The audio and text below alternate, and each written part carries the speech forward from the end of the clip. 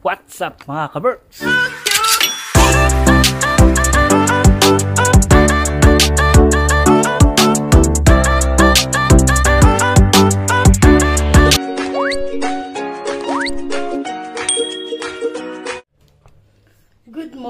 Good morning mga kaberks.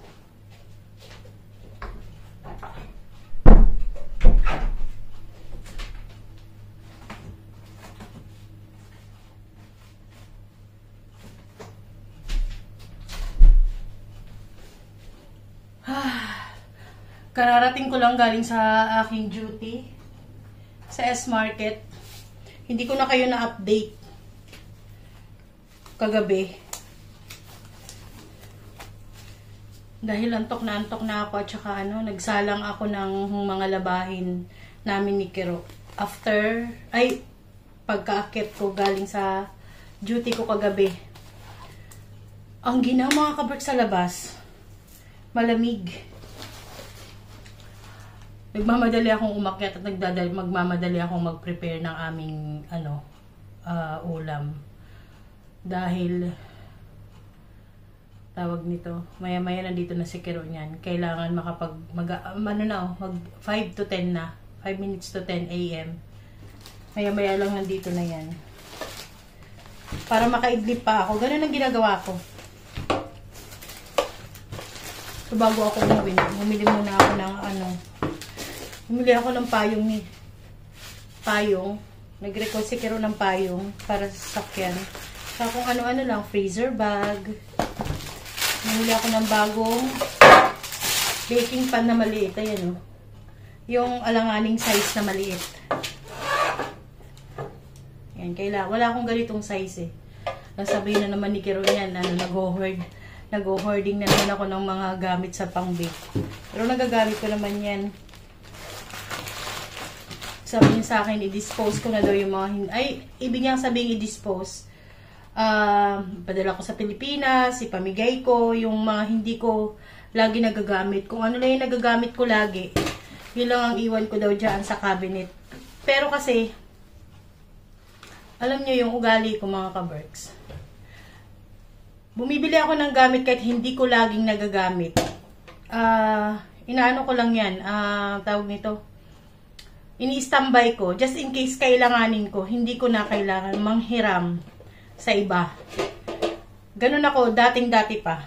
Kasi si nanay ko, nung tumira ako kay nanay ko, once na nanghiram kami ng gamit, ganun. Tama na, yung minsan kang manghiram, huwag ka nang uulit kasi nakakahiya na yun. Parang abuso na ganun. Ganun yung inano sa amin ni nanay ko. Pag nanghiram ka ng gamit, isauli mo agad-agad, hindi mo na kailangang sunduin yung gamit na hiniram mo. Hindi na kailangang bawiin sa'yo ng hiniraman mo. Kaya ginagawa ko, pag nanghiram ako, minsan lang sa susunod, bibili ako niyan para hindi na ako manghihiram sa susunod. Ganun ang ugali ko mga kaberks. Kaya ito, binili ko to dahil magagamit ko to lagi. Yung mga nandyan kong ibang gamit, siguro kung hindi ko magagamit dito, ipapadala ko sa kapatid ko sa Bataan para magamit nila kasi mahilig din magluto yung isa kong kapatid. Yung sinundan ni Karina. Wala lang, nakita ko lang mga kaberks. Simula dumating kami ng Ikalinin, pag alis namin ng Ikalinin, umuulan. Hanggang ngayon umuulan. Pahinto-hinto naman. Pero everyday umuulan. At nagtataka ako bakit may flag. Siguro may patay dyan dito sa may area namin na to. Or holiday. Di ko alam. Kasi ito lang ang napansin kong flag. Kung napansin yung mga kaberks, may flagpole doon sa may pag-akit ng hagdan. Nila dito, either may namatay dito sa may area namin, naka half flag, or may namatay, or holiday. Pag holiday naman, naka-taas mismo, or baka may official na may namatay, or basta. Pero kapag dito lang ang may namatay, pag dito lang may namatay sa may kapitbahay namin, dito lang sa may area namin, yan lang ang may flag. May flag, ayun Parang hindi siya nakasagad sa taas. So, ibig sabihin, Baka may namatay nga dito sa may malapit sa amin. So magluluto ako mga kaberks ng kaldereta. Kalderetang baka na may medyo buto-buto.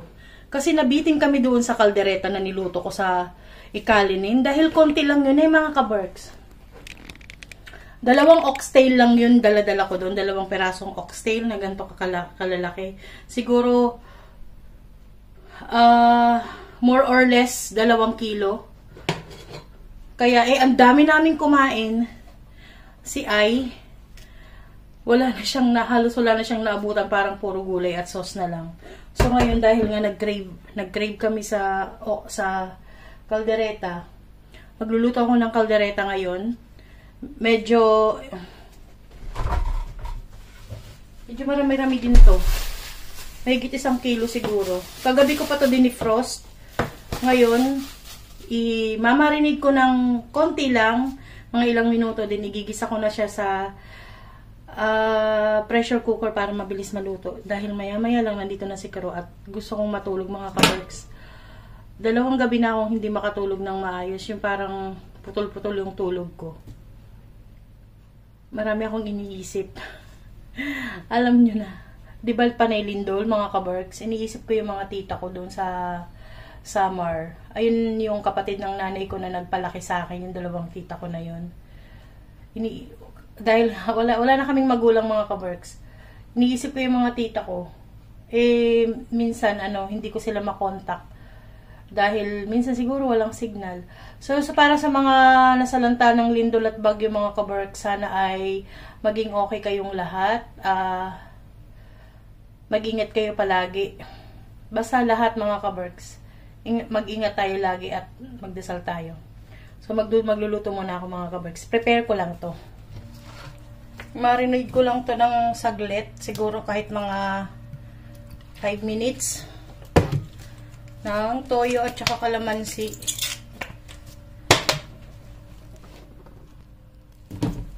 And then konting paminta. Papakapitin ko lang yung toyo nito mga kaberks.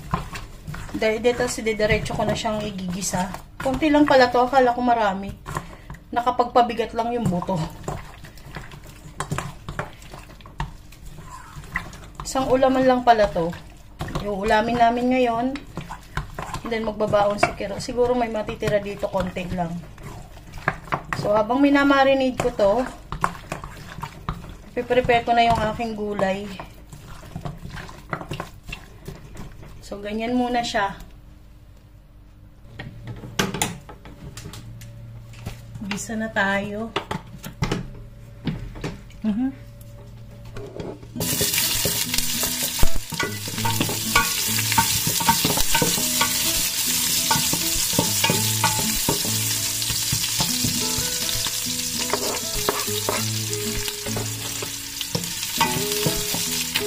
Lagay ko na to.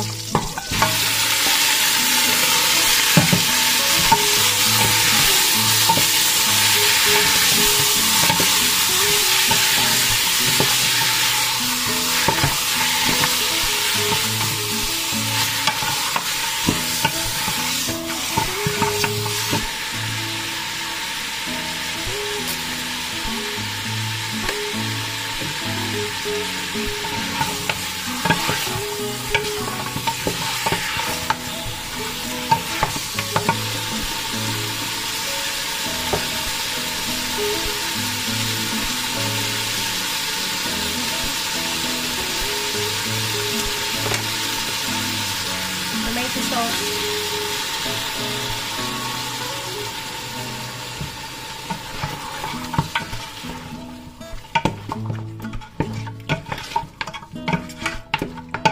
Diretso na to mga kaberks. Lalagyan ko na siya ng tubig para mapalambot na.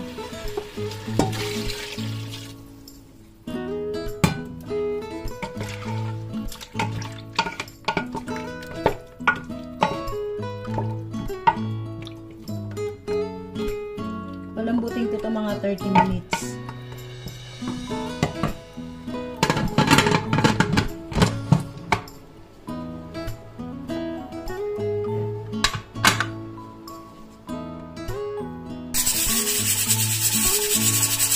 minutes na tong sa pressure cooker. Mga 10 minutes na lang mga kabar. Habang hinahangay ko yan, ipiprito ko muna yung aking gulay.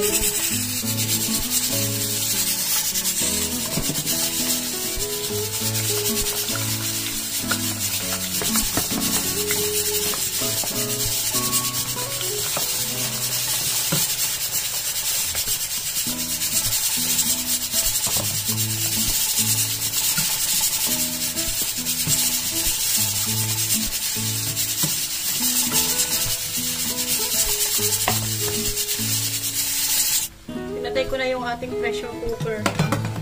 Kasi ngawin na lang yan.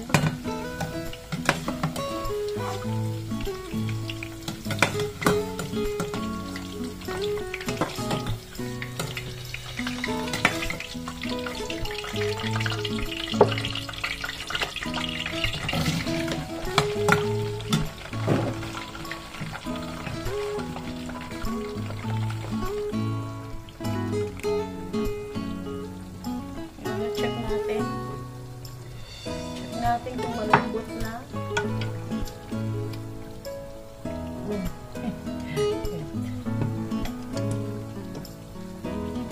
Oh, malambot na mga kabarks. Oh, malambot na.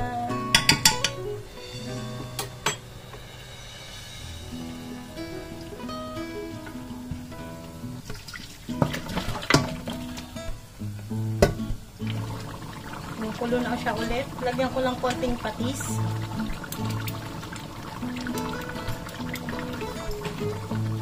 So, tomato paste.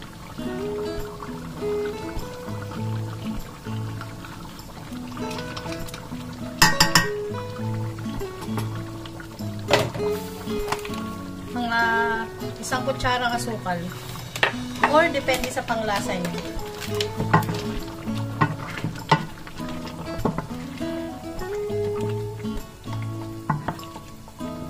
Papakuluan ko lang to hanggang sa medyo maging malapot na siya. Hanggang sa medyo magmantika mga kabarks. Lagay ko na yung aking gulay.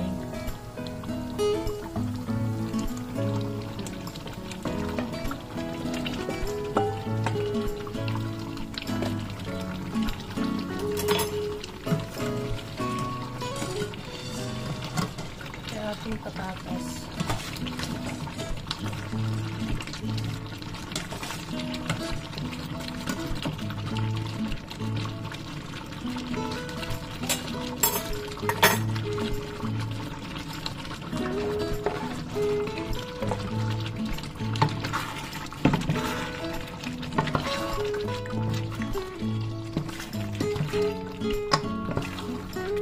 Papakapitin na lang natin yung sauce sa gulay, sa carrots at saka sa patatas. Siguro mga 5 minutes na kulo mga kabarks.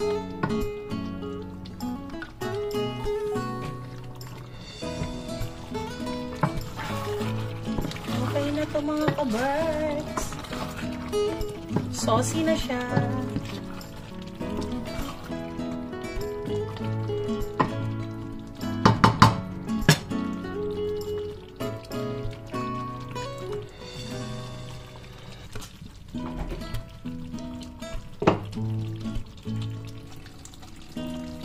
So, yan ang ating ulam ngayon. Kalderetang baka. Laman yan na may halong buto-buto. So, antayin ko na lang si Kero sa pag-uwi. Ako ay iidlip muna mga kabarks. 1 hour later. Pasok tayo dito sa H&M mga kabarks. Magtitingin ako ng dress para sa aking baby love.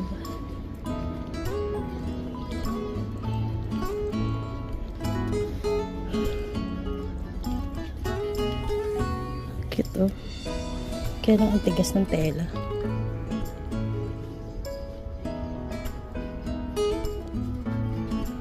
Tingin ako ng dress. Sa aking level love.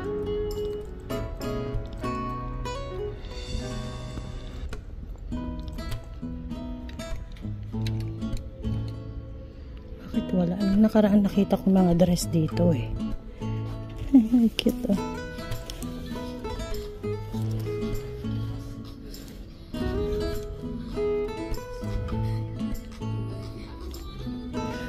Cute.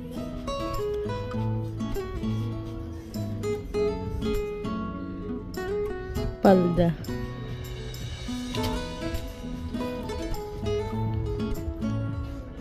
Nawala yung mga dress ng baby. Ako dito sa kabila.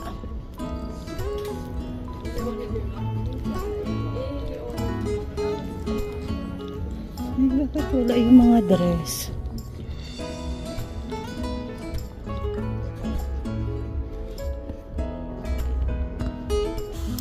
Wala yung mga ano nila, yung mga parang gown.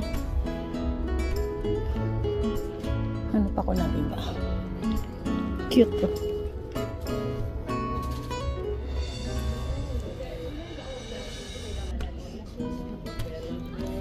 Tingin ako sa ibang branch ng H&M.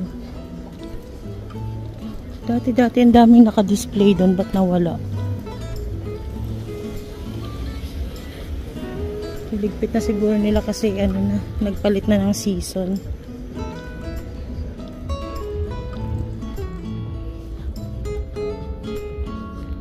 Wala na yung mga baby dress dito. Ang mga toddler na tong mga to.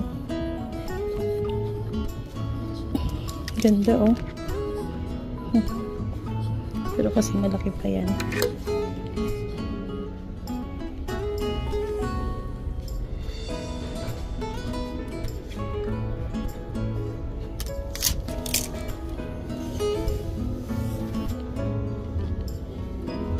Masyadong malalaki to.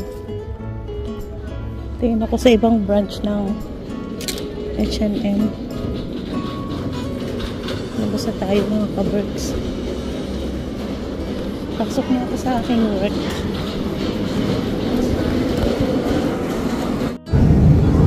Guess what mga ka-Berks? Sino nakasabay ko dito sa camping?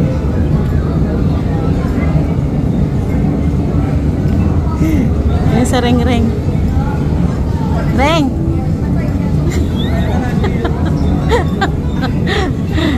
Sa Reng-Reng tsaka yung pamangke, yung pinsan niya. Pupuntahan daw sila, kalalabas lang nila galing sa school. Diba? Huli, mga ka-Berks, huli.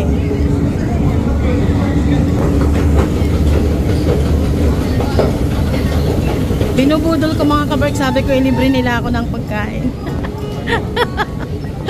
Oy, saan kayo pupunta? Ililibre ko pa naman kayo, wag na nga. Hindi na.